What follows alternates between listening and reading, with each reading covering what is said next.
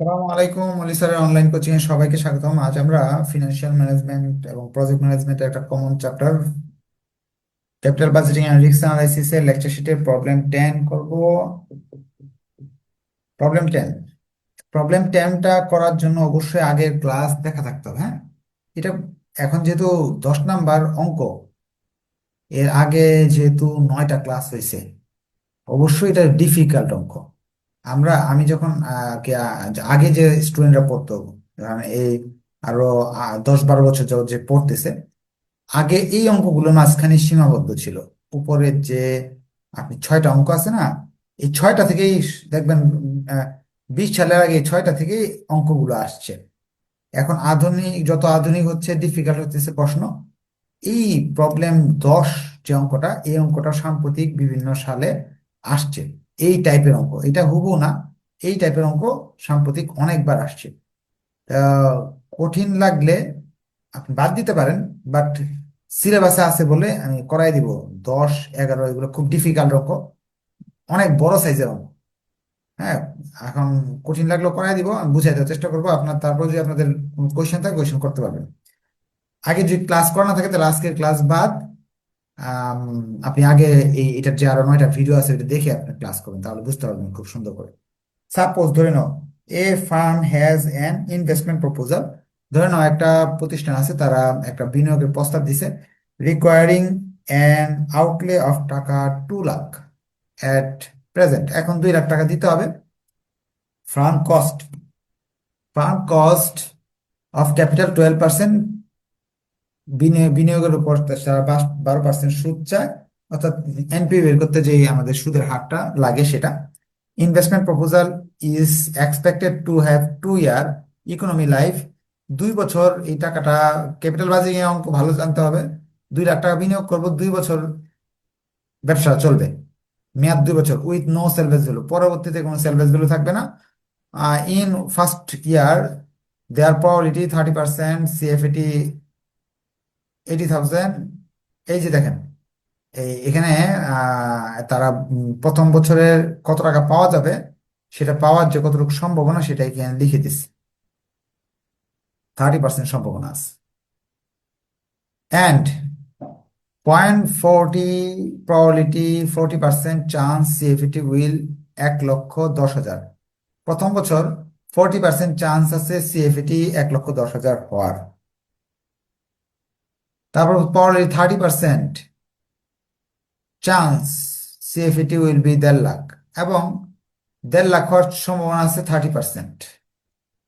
ইয়ার 2, দ্বিতীয় বছর, CFT possible depend the CFT at occur in year 1। অর্থাৎ প্রথম বছরে যদি 80,000 হয়, তো দ্বিতীয় বছরে এইগুলা হইতে পারে। প্রথম বছর যদি 1,10,000 হয়, তো দ্বিতীয় বছরে এইগুলা হতে পারে। প্রথম বছর যদি এইগুলা হয়, তো দ্বিতীয় বছরে এইগুলা হইতে পারে। তাহলে আপনার প্রথম বছরে এই যেটা 3টা অপশন, দ্বিতীয় বছরে আরো আসতে প্রত্যেকের জন্য 3টা করে অপশন। তো কতগুলো অপশন হইতে পারে? তার মানে তিনটা তিনটা 9টা করে অপশন হয়ে যাবে। হ্যাঁ, প্রথম বছরের জন্য 3টা অপশন, দ্বিতীয় বছরের জন্য প্রতিটা 3টার জন্য 3টা করে অপশন, 9টা অপশন চলে আসবে। তাহলে 9টা, এই যে যদি আপনি চিন্তা করেন, এই যে এইসব করতে, যে এক্সপেক্টেড রিটার্ন বের করো, তাহলে কিন্তু 9বার এক্সপেক্টেড রিটার্ন বের করতে হবে। আচ্ছা, আমি অঙ্কে এটা বুঝাই দিব আরো ভালো করে। তারপর তারা বলতেছে there are the CFT are 2 year conditional on CFT of the year 1. Accordingly, the probabilities assigned with the CFT the year 2 conditional probability, এই যে probability দেওয়া আছে এখানে, যে প্রথম বছরের কন্ডিশন অনুযায়ী, the estimated conditional CFT and associate conditional possibility are as follow। এখানে ছকটাও দেওয়া আছে। Advise the firm regarding the financial feasibility of the investment proposal। এখন তারা বলতেছে আপনাকে, যে আপনাকে অ্যাডভাইস দিতে হবে যে এটা নিতে পারবো নাকি পারবো না। তাহলে এনপিভি না বের করে তার বলতে পারতেছি না যে নিতে পারবো নাকি পারবো না। কারণ এনপিভি বের করতে হবে। এইটার এনপিভি বের করার জন্য আমাকে প্রবাবিলিটি টি এর হেল্প নিতে হবে, গতদিন যেভাবে করাইছিলাম। তো ফার্স্টে আমরা প্রবাবিলিটি ট্রি আই কে ফেলাই, যে এখানে আমরা অঙ্ক যেটা করতেছি প্রবলেম 10। ফার্স্টে ইয়ার, ইয়ার 1, প্রথম বছরে কয় লাখ টাকা বিনিয়োগ করলাম আমরা? 2 লাখ টাকা বিনিয়োগ করছি।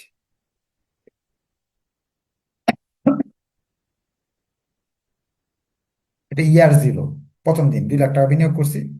বিনিয়োগ করার পরে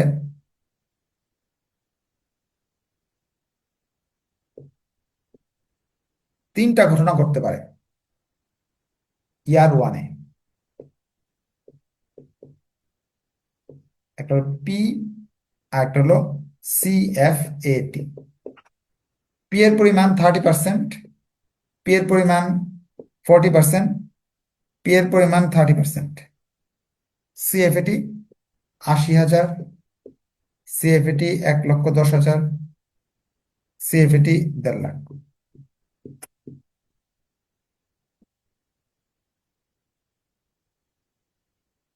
আবার দেখে আসি কই পাইলাম এই কথাগুলো। এই যে দেখেন, প্রবাবিলিটি এবং CFAT দেওয়া আছে।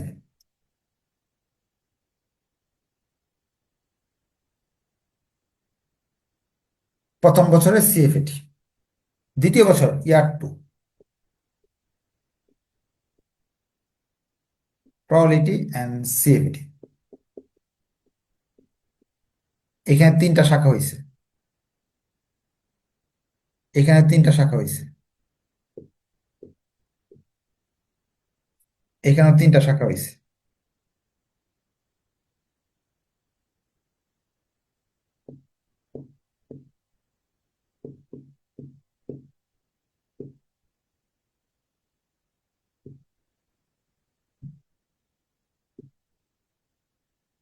তিনটা শাখা কি এখানে দেওয়া আছে, এই ছকটা দেখি। প্রথম বছর এইগুলো 40, 10, 1.5 লাখ, 20, 60, 20। প্রবাবিলিটি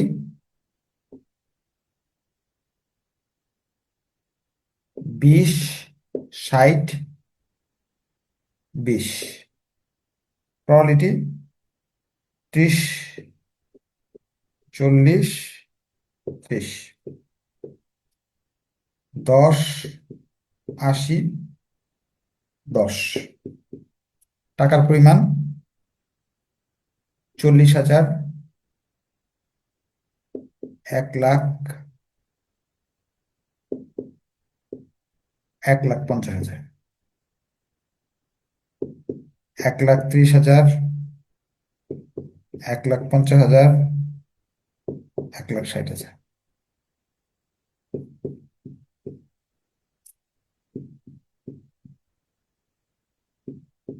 এই হলো CFAT। কই দেওয়া আছে? এগুলো প্রশ্নে দেওয়া আছে। এটা যদি বুঝে যান তাহলে একটু ওকে লেখেন। যদি কোনো জায়গায় না বুঝার থাকে তো বলতে পারেন যে বুঝি না। এই যে প্রশ্ন উঠাইলাম, এতক্ষণ অঙ্ক কিন্তু শুরুই করি নেই, প্রশ্ন উঠানো হইল, প্রশ্ন উঠানো শেষ। এখন আমাকে বের করতে হবে, এনপিভি বের করতে হবে। এনপিভি বের করতে হবে। কয়টা পথ হইল আমাদের? পাথ। পাথ হইলো হলো আমাদের একটা, দুইটা, তিনটা, চারটা, পাঁচটা, ছয়টা, সাতটা, আটটা, 9টা। 9টা পথ হইল। এখন এনপিভি কিভাবে বের করে? এনপিভির জন্য ওয়ার্কিং করতে হবে আপনাকে। ওয়ার্কিং, এনপিভি বের করে আমরা শিখছি কিভাবে। এদিকে একটু আর এদিকে করবো একটা। Working 1, NPV CFAT1, CFAT2, 1 plus I to the power n, 1 plus I to the power n minus NCO। এটা হলো 1 বছর, এটা 2 বছর অঙ্ক থেকে 2। এখন আমি এনপি বের করতেছি 1 নাম্বার পথের, 1 নাম্বার পথের এনপি বের করতেছি। এক নম্বর পদ কোনটা? এই যে এইটা, এইটা 1 নম্বর পদ। 80,000 প্রথমে পাবো, পরে পাবো 40,000। আয়ের মান হলো 12%, প্রথমে বলা ছিল 12%। দেখে আসি আরেকবার, 12% আছে নাকি, কত পার্সেন্ট আয়ের মান, কত পার্সেন্ট দেখে আসি। এই যে 12%, সুদের হার 12%, সময় হলো 1 বছর।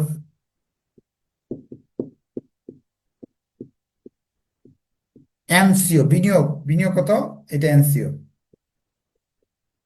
2 লাখ টাকা। এখন সাইন্টিফিক ক্যালকুলেটরকে জিজ্ঞেস করেন, 80,000 ভাগ first bracket plus 0.12 first bracket power 1 কত আসে? সাইন্টিফিক ক্যালকুলেটর বলবে 80,000 ভাগ first bracket 1 plus 0.12 first bracket শেষ পাওয়ার 1। সাইন্টিফিক ক্যালকুলেটর বলবে 71,400 এত। এটা কিন্তু আমার দেখানোর কথা না, কিন্তু আপনাদের প্রথম অঙ্কটা দেখাই দিতেছি, কারণ কি, এটা কিন্তু আমি দেখাইছি আগের ক্লাসগুলোতে, আমি এটা কিন্তু দেখাই দিছি যে এটা কেমনে বের করতে হয়। একটা দেখাই দিছি, বাকিগুলো আর দেখাবো না।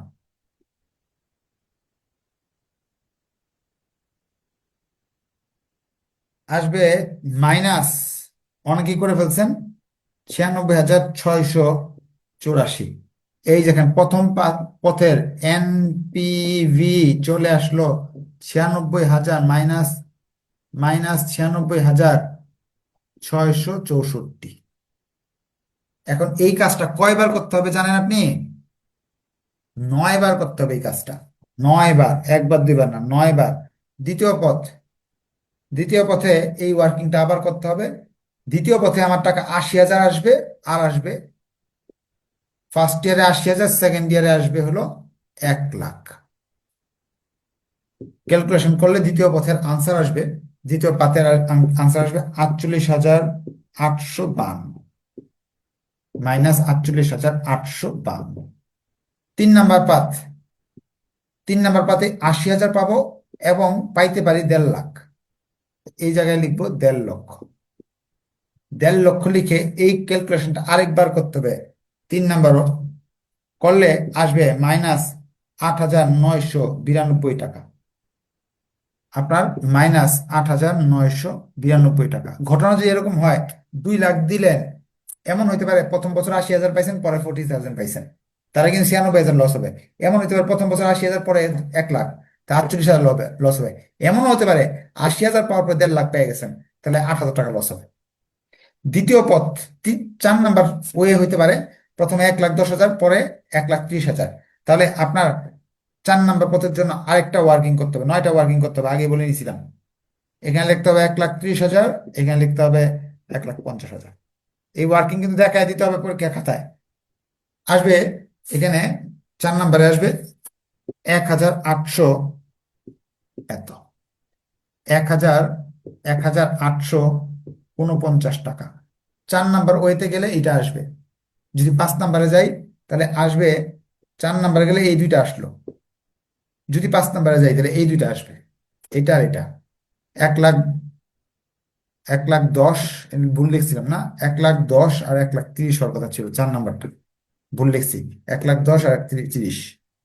আর 5 নাম্বারটা হবে 1,10,000 আর 1.5 লাখ। ক্যালকুলেশন আবার করতে হবে। 5 নাম্বারের আনসার আসবে 17,793, 17,793 আসবে।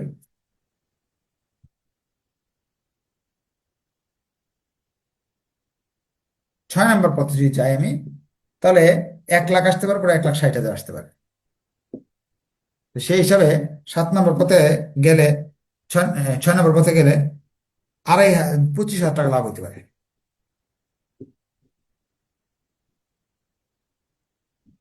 25,765। 7 নাম্বার পথে যদি হাঁটি, 6 নাম্বার গেল।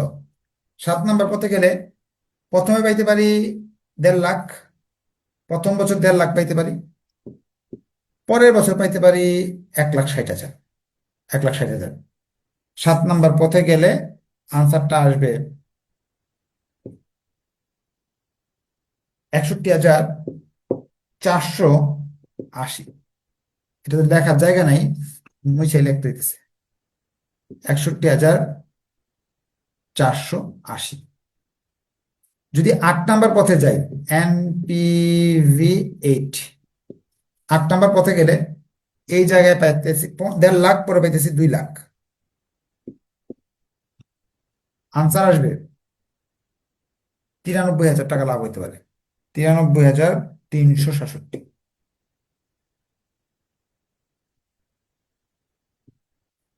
9 নাম্বার পথে যদি আমরা হাঁটি, তাহলে 1.5 লাখ আর পাইতে পারি 2,40,000।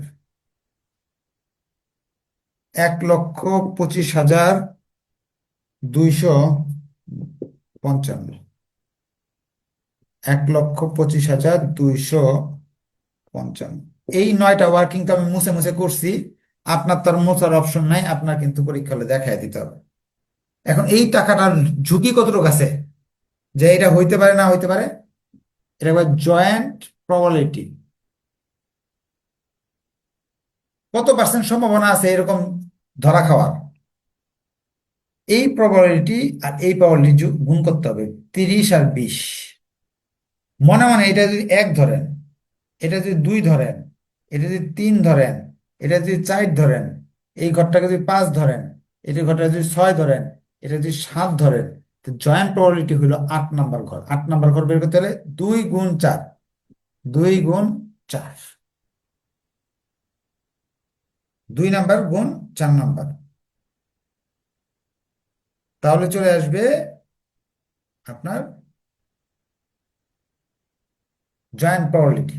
কত আসে? এই দুটা গুণ করলে আসে হলো 0.06। এরকম লস হওয়ার সম্ভাবনা আছে 6%। এমন লস হওয়ার সম্ভাবনা আছে 18%।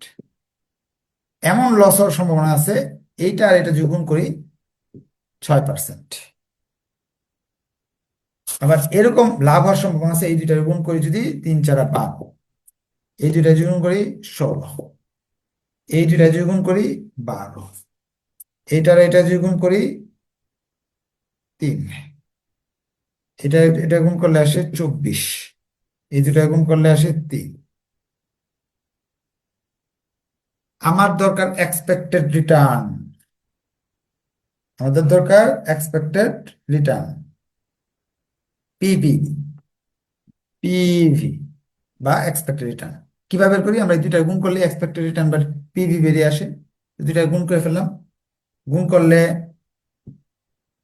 এক্সপেক্টেড রিটার্ন বের করার জন্য কি সিএফএটির সঙ্গে এটা গুণ করতে হয়, বা এনপিভির সাথে এটা গুণ করলে বেরিয়ে আসে।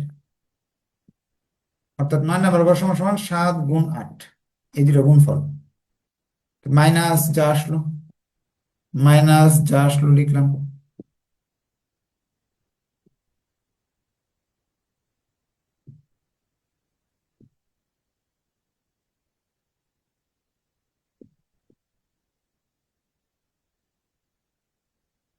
পরে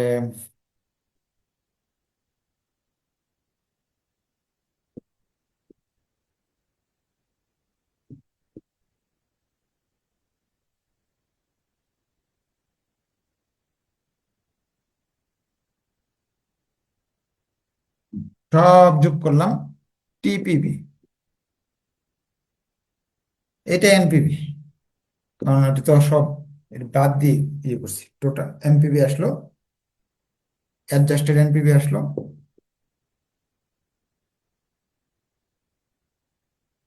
তার মানে পজিটিভ আসছে, লাভ হবে, লাভ হওয়ার সম্ভাবনা আছে, তার মানে প্রজেক্ট নিতে পারি, ডিসিশন।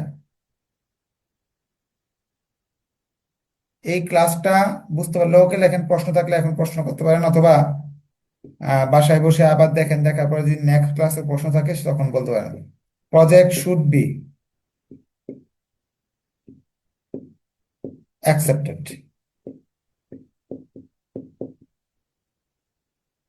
because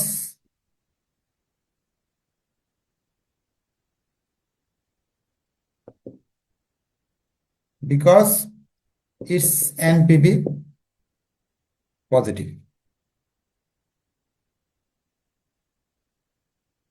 এই ছিল আমাদের ক্লাস আজকে, তাহলে এই পর্যন্ত থাকলো, নেক্সট ক্লাসে দেখা হবে। ধন্যবাদ সবাইকে, আসসালামু আলাইকুম।